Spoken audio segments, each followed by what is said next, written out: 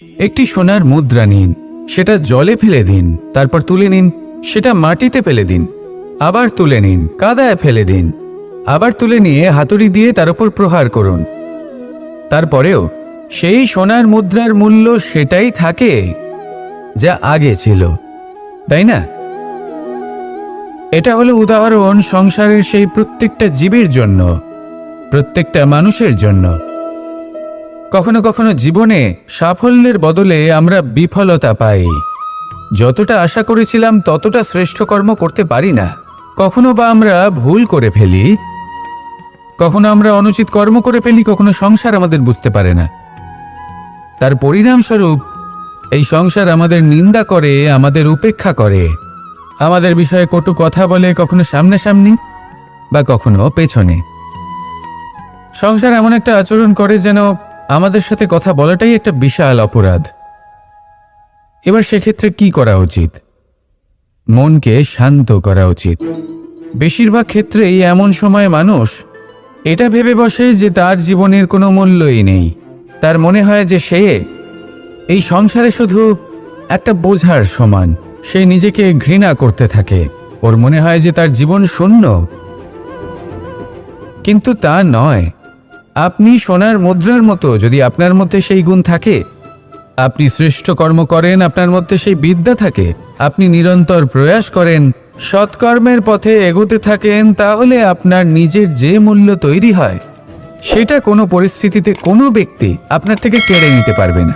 শুধু নিজে ভেঙে পড়বেন না। এটা ভাবুন, যে সম্মান আপনি হারিয়েছেন সেটা আপনি কিভাবে ফিরে পেতে পারেন, তার জন্য কি করতে হবে। যে ধন আপনি হারিয়েছেন সেটা পেতে হবে কিভাবে, তার জন্য কি কি করতে হবে।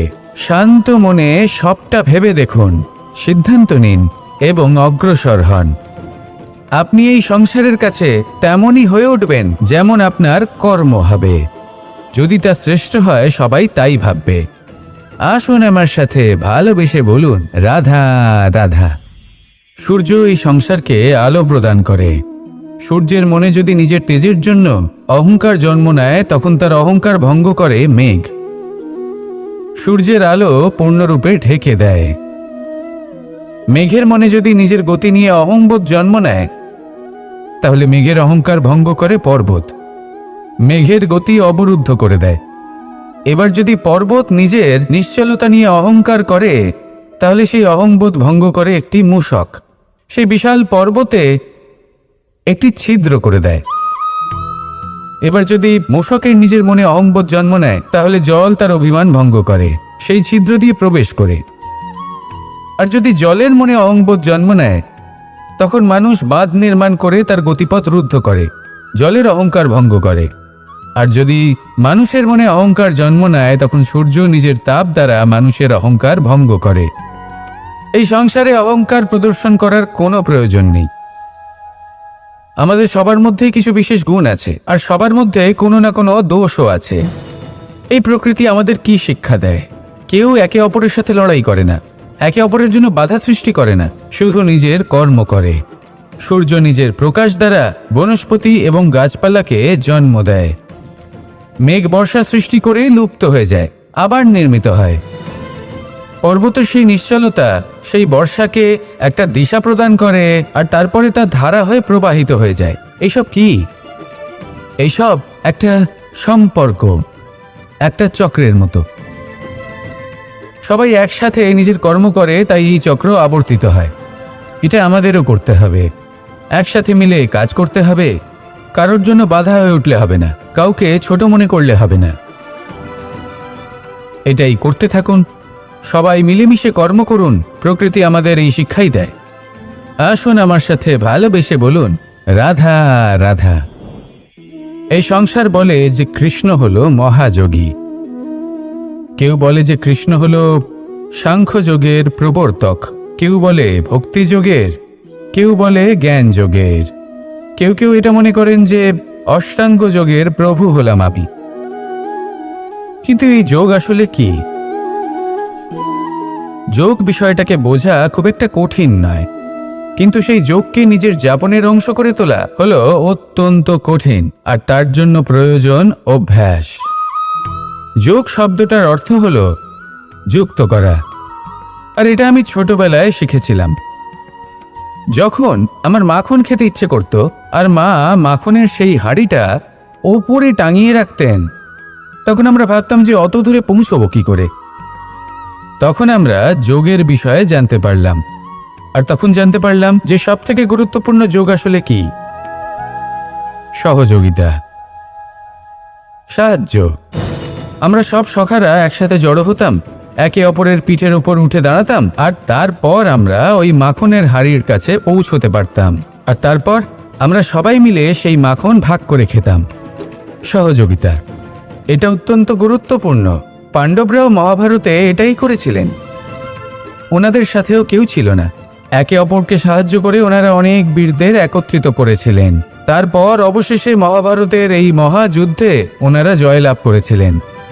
রামায়ণে রাম এবং লক্ষ্মণের সাথে কেউ ছিল না। সহযোগিতার মাধ্যমে ওনারা ভাল্লুক আর বানর সেনাকে একত্রিত করেছিলেন, আর এই সংসারের সব থেকে প্রবল রাক্ষস রাবণকে বধ করেছিলেন। মনে রাখবেন, একসাথে মিলে যদি আপনারা কর্ম করতে শেখেন, তাহলে এই সংসারে এমন কিছুই নেই যেটা আপনি অর্জন করতে পারবেন না। আসুন আমার সাথে ভালোবেসে বলুন, রাধা রাধা। এই সংসারে প্রত্যেকটা জিনিসের নিজস্ব একটা বিশেষত্ব আছে, আর তার বিশেষত্বর জন্যই তাকে বিশেষ গুরুত্ব দেওয়া হয়। যদি কথা বলি অস্ত্রের, যেমন তরোয়াল, তরোয়াল নির্মাণ করা হয়েছে রক্ষার জন্য। কত তাড়াতাড়ি সে সামনে উপস্থিত শত্রুকে নিধন করতে পারে। এবার এই তরোয়ালের কোন গুণটা দেখা প্রয়োজন? সেটার ধার। সেই বস্তুটি নয় যার মধ্যে এই তরোয়াল রাখা হয়। সেইভাবেই যদি আমি কথা বলি বানের, তাহলে এটা প্রয়োজনীয় নয় যে সেই বান কতটা তীক্ষ্ণ, কতটা বলশালী। এটা দেখা প্রয়োজন যে তার আকারটা কেমন। সে কি বাতাস ভেদ করে নিজের লক্ষ্যে পৌঁছতে পারবে? সেটা বেশি গুরুত্বপূর্ণ, সেই জায়গাটা নয় যেখানে সেই বান রাখা হয়। ঠিক সেইভাবেই যদি আপনি কোনো মানুষেরই মূল্য বুঝতে চান, তাকে পরখ করে দেখতে চান, তাহলে তার জাতি, তার ধর্ম, তার রূপ, তার আকার, সেগুলো দেখে তাকে পরখ করতে চেষ্টা করবেন না। তাকে পরখ এই সব কিছুর ভিত্তিতে করবেন না। তার স্বভাবটা দেখুন, তার গুণ দেখুন, তার প্রতিভা দেখুন, তার কর্ম দেখুন, কারণ এটাই সেই ব্যক্তির আসল পরিচয়, এটাই হলো তার অস্তিত্ব। যখনই আপনি কোনো নর্তককে শ্রেষ্ঠ নৃত্য প্রদর্শন করতে দেখেন, তখন আপনি কিন্তু এটা ভাবেন না যে সে কোথা থেকে এসেছে, সে কি খায়, ওর বন্ধু বান্ধব কারা। আপনি তার নৃত্য দেখেন, ওর শিল্প দেখেন, সেটারই প্রশংসা করেন, সেটাকেই সম্মান করেন। সেইভাবে এই সংসারে সকলকে সম্মান করুন, আর এই সম্মানের আধার হওয়া উচিত তার গুণ, তার স্বভাব, তার কর্ম, তার রূপ আর তার বেশভূষা নয়। আসুন আমার সাথে ভালোবেসে বলুন, রাধা রাধা। সবাই বলেন যে জীবনে কাদের সঙ্গ লাভ করছি সেটা খুব গুরুত্বপূর্ণ। এক ঝুড়ি ফলের মধ্যে যদি একটা পচা ফল আপনি রেখে দেন, তাহলে আস্তে আস্তে সমস্ত ফল পচে যায়। সেই জন্য কথায় আছে যে কুসঙ্গ থেকে দূরে থাকো। কিন্তু কি করা যায়? এই সংসার খুবই ছোট। যেখানে আমরা কাজ করি, যেখানে আমরা থাকি, যে পথে আমরা আসা যাওয়া করে থাকি, যে পথে আমরা ভ্রমণ করি, সেখানে এমন অনেক সংখ্যক ব্যক্তি থাকেন যাকে দেখে আমরা মনে করি যে এদের থেকে দূরে থাকতে হবে। তখন আমরা কি করতে পারি? তাদের কি আমরা পরিত্যাগ করব? তাহলে এই সংসারে এমন অনেক মানুষ আছেন, তাহলে কি সংসারই পরিত্যাগ করব? না, সেই ফলের মতন হবেন না যারা একটি পচা ফলের উপস্থিতির জন্য নিজেরাও নষ্ট হয়ে যান।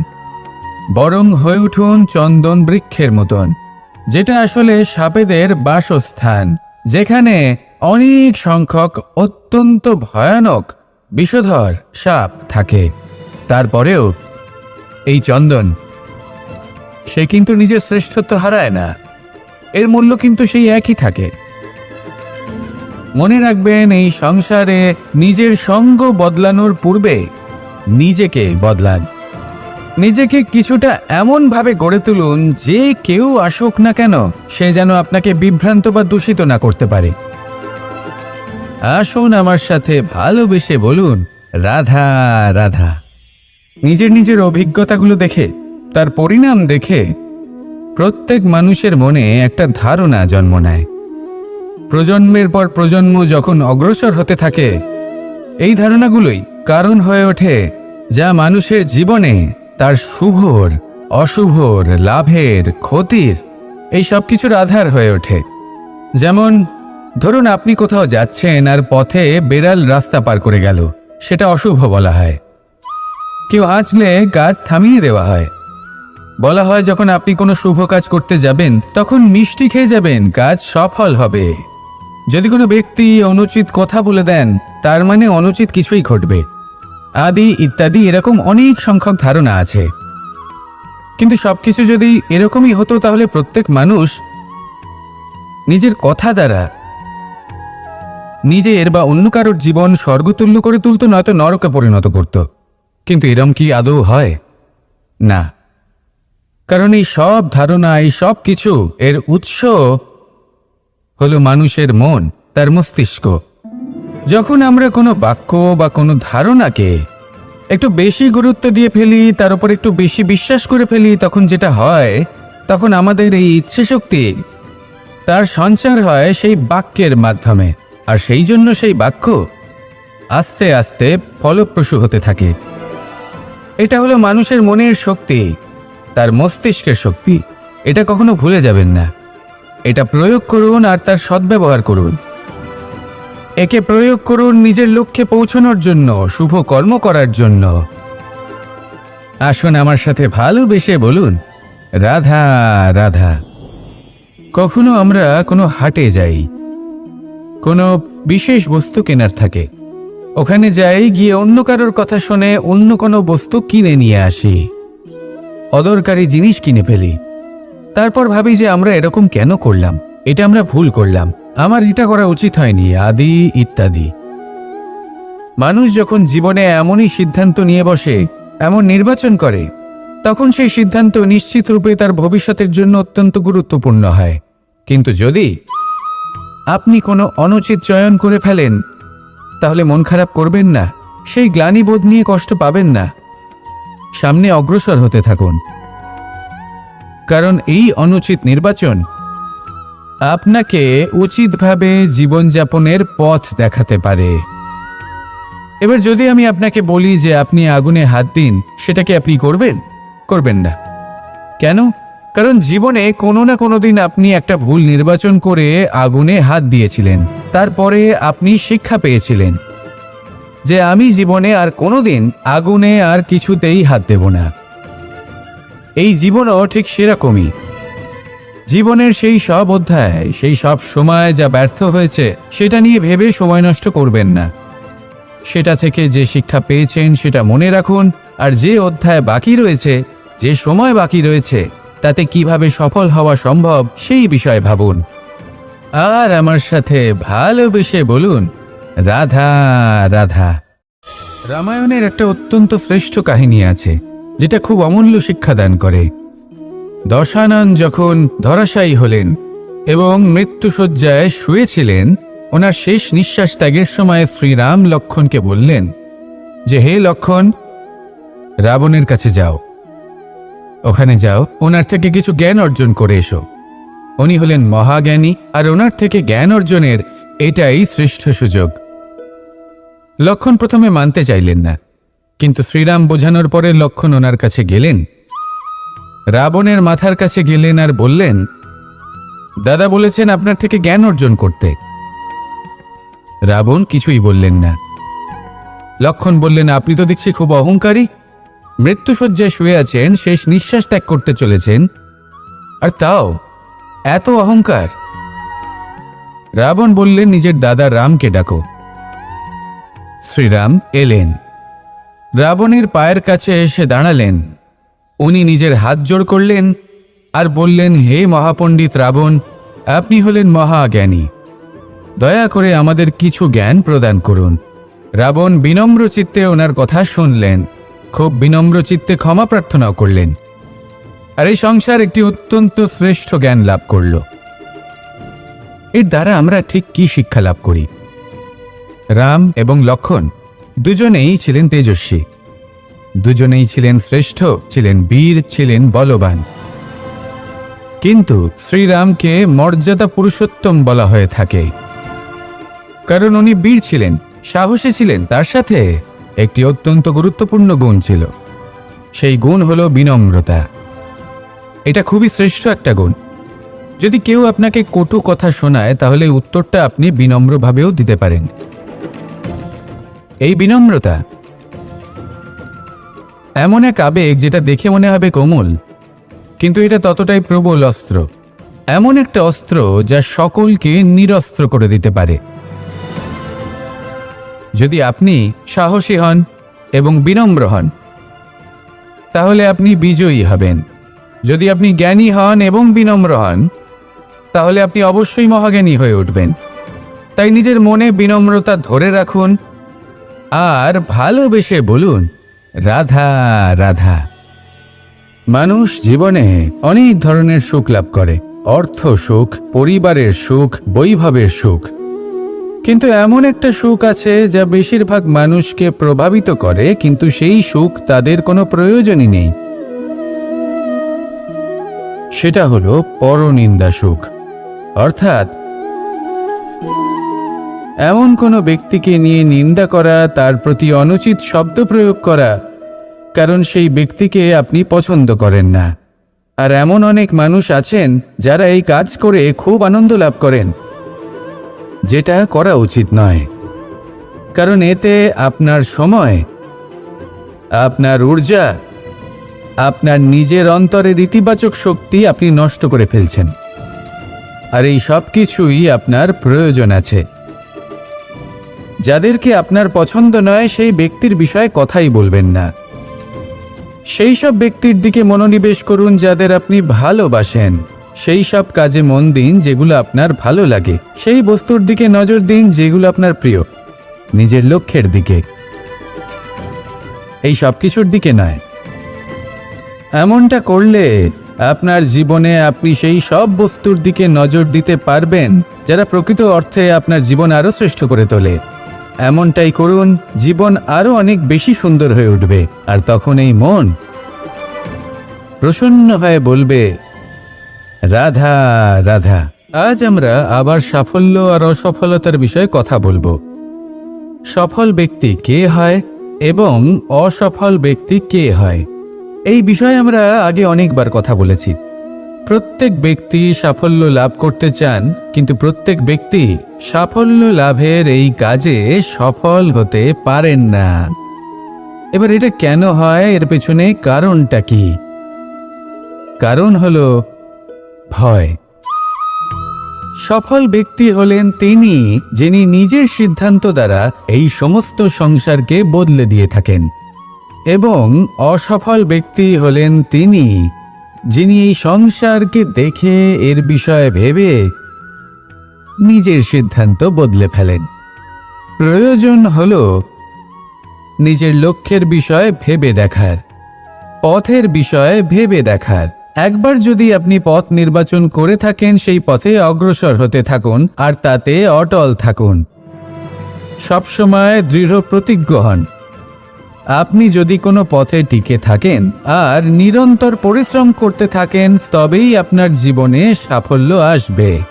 যদি কথায় কথায় লোকে কি ভাববে, লোকে কি বলবে, একথা ভেবে নিজের সিদ্ধান্ত পাল্টান, তাহলে কখনো নিজের লক্ষ্যে পৌঁছতে পারবেন না।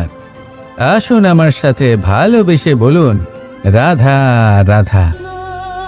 মানুষের 6টি বড় শত্রু রয়েছে, আর এরা অন্য কোথাও নয়, বরং মানুষের অন্তরেই বাস করে। এই 6টি শত্রু হল কাম, ক্রোধ, মোহ, লোভ, ঈর্ষা আর অহংকার। কিন্তু এরা কি চিরকাল আপনার শত্রু হিসেবেই থেকে যায়? এদেরকে নিজের বন্ধু করে তোলা কি সম্ভব নয়? ভেবে দেখুন না। এবার যদি কথা বলি কাম নিয়ে, অর্থাৎ কামনা করা, তাহলে মানুষ যদি জীবনে কামনা করতে থাকে তাহলে সন্তোষের অনুভূতি লাভ করতে পারে না। কিন্তু এই কামনাই মানুষের বন্ধু হয়ে উঠতে পারে। কিভাবে? ধরুন, যদি মানুষ ভাবে আমি আরো অনেক বেশি শ্রেষ্ঠ ব্যক্তি হয়ে উঠতে চাই, আর তার জন্য কর্ম করে, পরিশ্রম করে, তাহলে ভবিষ্যতে গিয়ে শ্রেষ্ঠ ব্যক্তি হয়ে উঠতে পারে কামনার কারণে। অর্থাৎ এই কামনাই ওর বন্ধু হয়ে ওঠে। কিন্তু ধরুন কোনো মানুষ যদি চায় সে শ্রেষ্ঠ ব্যক্তি হয়ে উঠবে, কিন্তু তার জন্য না কোনো কর্ম করছেন আর না কোনো পরিশ্রম করছেন, আর অধর্মের পথে চলতে শুরু করে দেন, তাহলে এই কামনাই তার শত্রু হয়ে উঠতে পারে। এবার যদি এই কামনাকে নিজের বন্ধু করে তুলতে হয়, তাহলে নিজের নির্বাচনে বিচক্ষণ হতে হবে, নিজের মস্তিষ্কের ওপর নিয়ন্ত্রণ রাখতে শিখতে হবে। সেটাই করুন আর আমার সাথে ভালোবেসে বলুন, রাধা রাধা। আজ আমরা মানুষের আরও একটি শত্রুর বিষয়ে কথা বলবো, যার নাম হলো লোভ। যে কোনো বস্তুকে অত্যাধিক লাভ করার যে বাসনা, যতটা লাভ করেছি ততটা যথেষ্ট নয়, আমার আরও চাই, আরও চাই, একেই বলে লোভ। এবার এই লোভ আপনার জীবনে শুভ না অশুভ, আপনার মিত্র নাকি আপনার শত্রু, সেটাও নির্ভর করছে আপনার ওপর। যেমন ধরুন কোনো ব্যক্তির অসম্ভব ধনের লোভ, সে সেটা অর্জন করছে আর সেটা সংগ্রহ করছে, আর সেটা লাভ করার জন্য সে অনৈতিক কাজ করছে। যদি এই সব হতে থাকে তাহলে লোভ কিন্তু আপনার পক্ষে অত্যন্ত ক্ষতিকারক। কিন্তু যদি সেই ব্যক্তি ধরুন ধন অর্জন করছেন, তার সাথে নীতিও পালন করছেন, আর সংগ্রহ করার পরে সেটা সংসারে ছড়িয়ে দিচ্ছেন, যদি এমনটা হয় তাহলে এই লোভ আপনার বন্ধু হয়ে উঠতে পারে। যদি আপনার সৎসঙ্গ লাভ করার, সৎকর্ম করার লোভ থাকে, তাহলে আপনি কখনো একা থাকবেন না। যদি ভালোবাসা প্রদান করার লোভ থাকে, এই সংসারকে সাহায্য করার লোভ থাকে,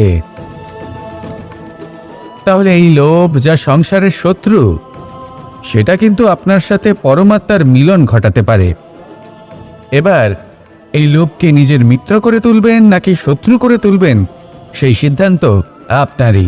আসুন আমার সাথে ভালোবেসে বলুন, রাধা রাধা।